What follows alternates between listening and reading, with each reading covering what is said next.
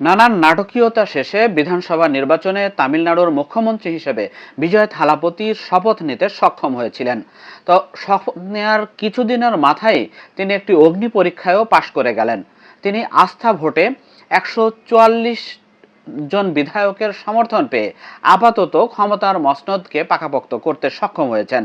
তার জোট 120টি আসন নিয়ে এই সরকার গঠন করেছিল। একটা ঝুলন্ত পার্লামেন্ট হিসেবে এই সরকারকে দেখা হচ্ছে, কারণ 108টি আসনে বিজয়ের দল টিভিকে জিতেছে। বাকি 118টি প্রয়োজনীয় আসন সংখ্যা পেতে তাকে নানান দল এবং এর সাথে সমর্থন নিতে হয়েছে, জোট করতে হয়েছে। তার জোটের আসন সংখ্যাও খুব বেশি না, 118টা অপরিহার্য আসন থেকে মাত্র 2টি আসন বেশি, 120টি আসন নিয়ে তার জোট মূলত এই সরকার গঠন করেছে।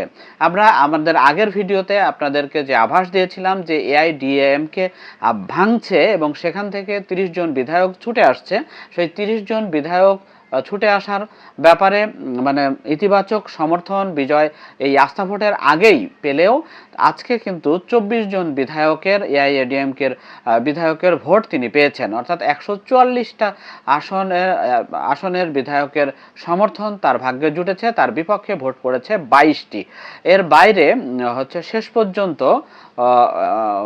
59 জন বিধায়ক এই ভোট চলাকালে সংসদ থেকে ওয়াকআউট করেছিল। তো আপাতত বিজয়ের একটা স্বস্তির জায়গা তৈরি হলেও এখন নতুন করে যে প্রশ্ন দেখা দিয়েছে যে তার দল আসলে আগামীতে যেসব চ্যালেঞ্জের মুখোমুখি হবে, তো সেই সব চ্যালেঞ্জের ক্ষেত্রে তার সরকার আসলে কি করবে বা কি করতে সক্ষম হবে, অর্থাৎ ভবিষ্যতে সতর্কবার্তার দৃষ্টান্ত পরিণত হওয়া এড়াতে টিভিকে এখন কি করতে হবে সেই বিষয়টিও এখন আলোচনায়। তো বিশ্লেষকরা বলছেন যে বিজয়ের যে ভক্ত নেটওয়ার্ক তৈরি হয়ে আছে সেটিকে একটি রাজনৈতিক কর্মী বাহিনীতে পরিণত করার চ্যালেঞ্জে পড়তে হবে বিজয় থালাপতিকে। তিনি সিনেমার পর্দায় যে নাটকীয় একটা নায়কোচিত অবস্থান, অন্যায়ের বিরুদ্ধে দুষ্টের দমন তারপর করে যে জয় জয়কার অবস্থা সিনেমার পর্দায় মানুষ দেখে অভ্যস্ত, তাকে এখন বাস্তবের ময়দানে করে দেখাতে হবে। এখন এই সিনেমার ভক্ত বা ফ্যান জোগাড় করা এক জিনিস, বিশ্লেষকরা বলছেন যে এই ফ্যান বা ভক্তকে রাজনৈতিক কর্মী বাহিনীতে রূপান্তর করা এটা একটা বিশাল চ্যালেঞ্জের ব্যাপার।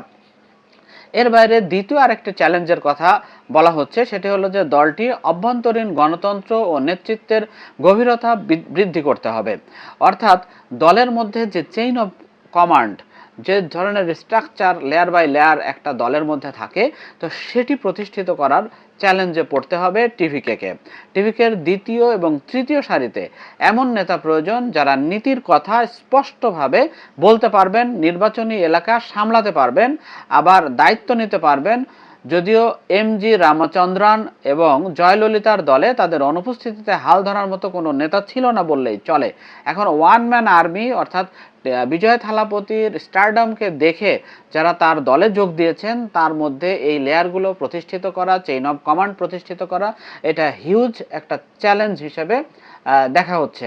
এর বাইরে আরও যে চ্যালেঞ্জ টিভিকে তথা বিজয় থালাপতিকে সামলাতে হবে তা হলো যে দলটিকে মুখের কথা নয়, সরকার পরিচালনার মধ্য দিয়ে প্রতিষ্ঠিত হবে। দেখেন, সিনেমার পর্দায় ভালো ভালো কথা বলা বা সিনেমার চিত্রনাট্যে নায়কের অন্যায়ের বিরুদ্ধে নায়কের জয় এক জিনিস, আর বাস্তবে সমাজে, রাষ্ট্রে বা রাজ্যে একটা অন্যায়কে সমূলে উৎপাটিত করা এবং ন্যায় প্রতিষ্ঠিত করা বা সামাজিক সুবিচার নিশ্চিত করা সেটি অত্যন্ত কঠিন ব্যাপার। আপনারা ইতিমধ্যেই জেনে থাকবেন যে 7 শতাধিক মদের দোকান বন্ধ ঘোষণা করেছে বিজয় থালাপতি। তার প্রথম দিন যে কয়েকটি পদক্ষেপ তিনি গ্রহণ করেছিলেন তার মধ্যে 200 ইউনিট পর্যন্ত বিদ্যুৎ ফ্রি করে দেয়া, নারীদের জন্য নারীদের সুরক্ষায় বিশেষ টাস্কফোর্স গঠন এবং মাদক বিরোধী উদ্যোগ, তার মধ্যে এটি একটি। তো এটি নিঃসন্দেহে একটা ভালো কাজ, কিন্তু এর ভোক্তা এবং ক্রেতা বিক্রেতা শ্রেণী সেটিও কম নয় এবং তাদেরকেও ইতিবাচকভাবে পরিবর্তন ঘটানো সেটিও একটা বড় চ্যালেঞ্জ হিসেবে দেখা হচ্ছে যে সরকার পরিচালনার মধ্যে দিয়ে সামাজিক সুবিচার প্রতিষ্ঠিত করতে হবে। চতুর্থ যে চ্যালেঞ্জের মুখে টিভিকে তথা বিজয় থালাপতির দল পড়বে সেটি হলো যে তৃণমূল পর্যায়ের উপস্থিতিকে প্রাতিষ্ঠানিক রূপ দিতে হবে। অর্থাৎ তৃণমূল পর্যায়ের যে নেটওয়ার্ক, ভোটারদের সঙ্গে যে কানেক্টিভিটি, এই বিষয়গুলোর ডিএমকে এবং এআইএডিএমকে এর মতো দলগুলোর শক্তির জায়গা ছিল। অর্থাৎ যে জনসমর্থনের বেস যেটা, বেসিক যেটা, এটা টিভিকে অনুষ্ঠান নির্ভর জনসমাবেশের রাজনীতি থেকে বের হয়ে যে নিয়মিত হারে দলের নিবেদিত প্রাণ কর্মী হিসেবে প্রতিষ্ঠিত করতে হবে এবং জনসম্পৃক্ত দল হিসেবে প্রতিষ্ঠিত করতে হবে। এছাড়া পঞ্চম যে চ্যালেঞ্জের কথা বলা হচ্ছে সেটি হলো যে টিভিকে, টিভির পর্দা এবং রাষ্ট্রকে আলাদা করতে হবে। অভিনেতা বিজয় ও রাজনৈতিক নেতা বিজয় এই একই নিয়মে চলতে পারবেন না, একই মানে পথে, একই মতে বা একইভাবে একই অ্যাপিয়ারেন্স নিয়ে জনসমক্ষে হাজির হতে পারবেন না। দুটার মধ্যে অবশ্যই সুনির্দিষ্টভাবে পার্থক্য গড়ে তুলতে হবে। শাসন কাজ পরিচালনা করতে গেলে আপোষ করা, ধাপে ধাপে অগ্রসর হওয়ার মতো পরিস্থিতি, তারপরে এমন সিদ্ধান্ত নিতে হবে যা চলচ্চিত্রে দেখা যাওয়াটা নৈতিকতার সঙ্গে সবসময় মিলবে না। অর্থাৎ চলচ্চিত্রে যে হুট করে অতি নাটকীয়ভাবে সব কিছু ঘটানো সম্ভব, সেটি আসলে বাস্তবের ময়দানে অত্যন্ত কঠিন। এই চ্যালেঞ্জের মুখেও পড়তে হবে তাকে, এবং সেই ক্ষেত্রে কখনো সব ক্ষেত্রেই কিন্তু আপনি সামনে জাম্প দিয়ে দিয়ে আগাতে পারবেন না। কখনো গতি কমাতে হবে, কখনো দু এক ধাপ পিছু হটতে পারে, কখনো আপোষও করতে হবে।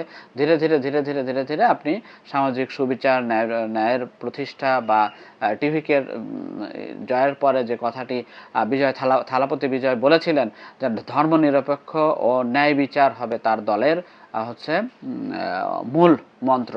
তো সেটি প্রতিষ্ঠিত করতে গেলে এসব চ্যালেঞ্জ বিশ্বাসযোগ্যভাবেই সামাল দিতে, এসব চ্যালেঞ্জের মুখে পড়তে হবে এবং জনগণকে বিশ্বাস করাতে হবে যে সত্যিকারের পরিবর্তন তার দলের দ্বারা সম্ভব। এটি শুধু পর্দায় না, এটি বাস্তবের ময়দানেও বিজয় থালাপতির বিজয় ও জয়রথ, এটা অবশ্যম্ভাবী এবং এতে জনগণের কল্যাণ, জনমানুষের কল্যাণ এটি প্রতিষ্ঠিত এবং বিশ্বাস করাতে হবে। এই সব চ্যালেঞ্জ পাড়ি দিয়েই কেবল তার পক্ষে একটা দীর্ঘমেয়াদী শাসন পরিচালনা করা সম্ভব। আপনারা নিশ্চয়ই জানেন যে রূপালী পর্দার এই সুপারস্টার গত মাসের নির্বাচনে ডিএমকে আর এআইএডিএমকের দীর্ঘ ৬২ বছরের রাজত্বের অবসান ঘটিয়েছেন। অর্থাৎ একটা ৩ বছর আগেও যে দলটির কোনো অস্তিত্বই ছিল না, সেই দলটি এখন রাজ্যের ক্ষমতায়। ফলে তাকে যে শুধু দলের প্রতিষ্ঠিত করার চ্যালেঞ্জের মুখে পড়তে হবে তা না, তাকে এই যে দীর্ঘ শাসন এই রাজ্যে চলেছিল, সেই শাসনের বিপরীতে এসে টিভিকে কেউ প্রতিষ্ঠিত করতে হবে। এই দীর্ঘদিনের শাসন পরিচালনা করা যে দুটি দল, এই দুটি দলেরও প্রবল প্রতিরোধের মুখে পড়তে হবে।